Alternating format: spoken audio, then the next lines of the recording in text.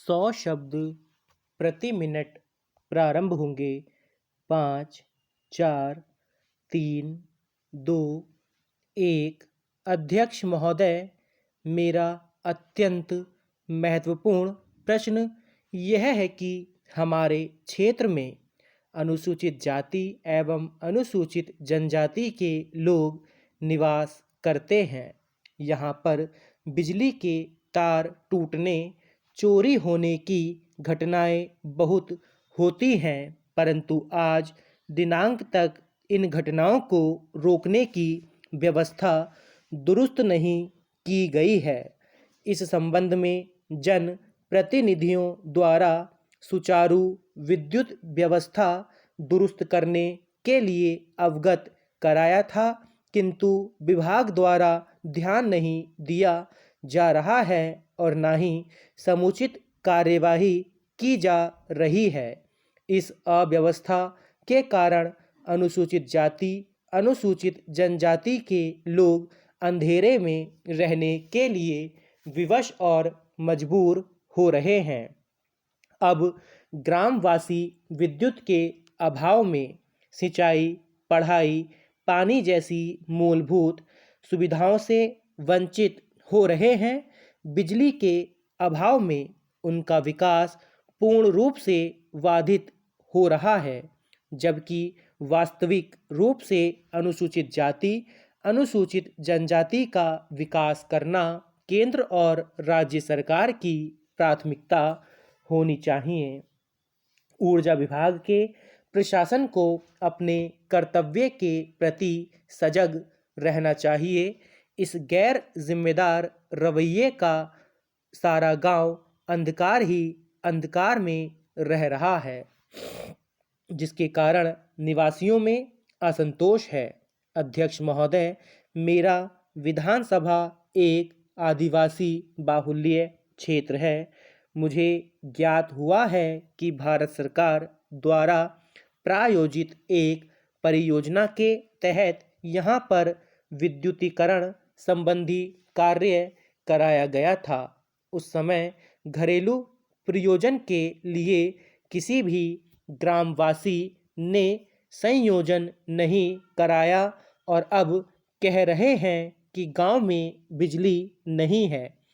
इस संबंध में विभाग द्वारा तर्क दिया जा रहा है कि विगत वर्ष तार चोरी हो गए थे, इसलिए गांव विद्युत विहीन हो गया है। मांग के आधार पर गांव वासियों की परेशानी को देखते हुए मध्य प्रदेश विद्युत वितरण कंपनी द्वारा कैंप लगाया जाएगा, जिसमें एक बत्ती कनेक्शन आवेदन के आधार पर दिया जाएगा। अतः इस ग्राम में पुनः विद्युतीकरण करने हेतु प्राक्कलन स्वीकृत किया गया है। निश्चित समय सीमा में विद्युत प्रदाय करने के संबंध में आदेश जारी किए गए हैं। कार्य शीघ्र पूर्ण कराए जाने के प्रयास किए जा रहे हैं। अतः यह कहना सही नहीं है कि ग्राम वासियों में किसी प्रकार के आक्रोश जैसी स्थिति निर्मित हो रही है। प्रिय बच्चों, आपने ज्वार भाटा के बारे में अवश्य सुना होगा। समुद्र का जल प्रतिदिन 2 बार चढ़ता और 2 बार उतरता है, इसलिए चंद्रमा और सूर्य के आकर्षण के कारण बार बार समुद्र के जल में चढ़ाव उतार होता है। चंद्रमा आकर्षण में दूरत्व वर्ग के हिसाब से कमी होती है। पृथ्वी जल के उस भाग के अणु जो चंद्रमा से निकट होगा, उस भाग के अणुओं की अपेक्षा जो दूर होगा अधिक आकर्षित होंगे। चंद्रमा की अपेक्षा पृथ्वी से सूर्य की दूरी बहुत है, पर उसका पिंड चंद्रमा से बहुत ही बड़ा है। अतः सूर्य की ज्वार उत्पन्न करने वाली शक्ति चंद्रमा से बहुत कम नहीं है, 5/9 के लगभग है। सूर्य की यह शक्ति चंद्रमा कभी कभी चंद्रमा की शक्ति के प्रतिकूल होती है, पर अमावस्या और पूर्णिमा के दिन दोनों की शक्तियाँ परस्पर अनुकूल कार्य करती हैं। अर्थात जिस अंश में एक ज्वार उत्पन्न करेगी, उसी अंश में दूसरी भी ज्वार उत्पन्न करेगी। इसी प्रकार जिस अंश में एक भाटा उत्पन्न करेगी, दूसरी भी उसी में भाटा उत्पन्न करेगी। यही कारण है कि अमावस्या और पूर्णिमा को और दिनों की अपेक्षा ज्वार अधिक ऊंची उठती है। सप्तमी और अष्टमी के दिन चंद्रमा और सूर्य की आकर्षण शक्तियाँ प्रतिकूल रूप से कार्य करती हैं, अतः इन दोनों तिथियों को ज्वार सबसे कम उठती है। ज्वालामुखी प्रायः वेग से बाहर निकलने वाले पदार्थ भूगर्भ में स्थित प्रचंड अग्नि के द्वारा जलते या पिघलते हैं और संचित भाप के वेग से ऊपर निकलते हैं। ज्वालामुखी पर्वतों से राख, ठोस और पिघली हुई चट्टानें, कीचड़, पानी, धुआं आदि पदार्थ निकलते हैं। पर्वत के मुंह के चारों ओर इन वस्तुओं के जमने के कारण ऊंचा किनारा सा बन जाता है। कहीं कहीं पर प्रधान मुख के अतिरिक्त बहुत से छोटे छोटे मुख भी इधर उधर दूर दूर तक फैले हुए होते हैं। ज्वालामुखी पर्वत प्रायः समुद्रों के निकट होते हैं। प्रशांत महासागर में जापान से लेकर पूर्वीय द्वीप समूह तक अनेक छोटे बड़े ज्वालामुखी पर्वत हैं। इन ज्वालामुखी के संबंध में कहा जाता है कि अकेले जावा जैसे छोटे द्वीप में 49 टीले हो सकते हैं। सन 1883 यानी कि 18 साल पहले टापू में ज्वालामुखी का जैसा भयंकर स्फोट हुआ था, वैसा विस्फोट कभी नहीं देखा गया था। टापू के आसपास प्रायः 40,000 आदमी समुद्र की घोर हलचल से डूबकर मर गए थे।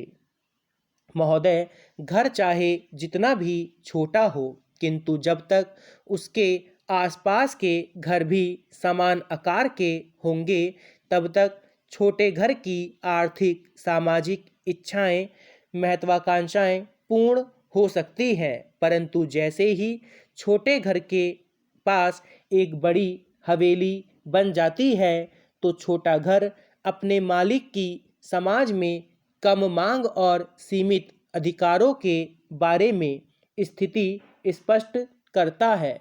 लेकिन परिवर्तन और विकास प्रक्रिया के अनुसार वह छोटा घर बड़े घर में परिवर्तित हो जाता है, किंतु हवेली महल बन जाती है। इस परिस्थिति में जब जाहिर हो जाता है कि तब छोटे घर की उन्नति का कोई अस्तित्व नहीं रह जाएगा और छोटे घर का मालिक स्वयं को उपेक्षित, संकुचित, असंतुष्ट और तुच्छ महसूस करेगा। हमारे अर्थशास्त्री मार्क्स इसी स्थिति के असंतुलन को दूर करना चाहते थे, किंतु उन्हें भी यह स्वीकार करना पड़ा था कि श्रम और पूंजी के हित एक हैं, किंतु अधिकार भिन्न भिन्न हैं। पूंजी यदि श्रम को काम न दे तो श्रम चला जाएगा, और यदि पूंजी श्रम पर शासन न किया जाए तो पूंजी का अस्तित्व समाप्त हो जाएगा। इसलिए यह आवश्यक है कि पूंजी श्रम पर अपना स्वामित्व कायम करे। मानव अधिकारों के उल्लंघन की समस्या व्यक्तिगत रूप से हल की जा सकती है, किंतु संपूर्ण रूप से नहीं, क्योंकि किसी भी स्थिति, बिंदु, विषय और वस्तु का संज्ञात्मक बोध हो जाने पर हम उस स्थिति से, बिंदु से, विषय से और वस्तु से मुक्त हो जाते हैं। जैसे ही हमें परतंत्रता का बोध होता है, हम परतंत्रता से मुक्त होकर स्वतंत्र हो जाते हैं। स्टॉप।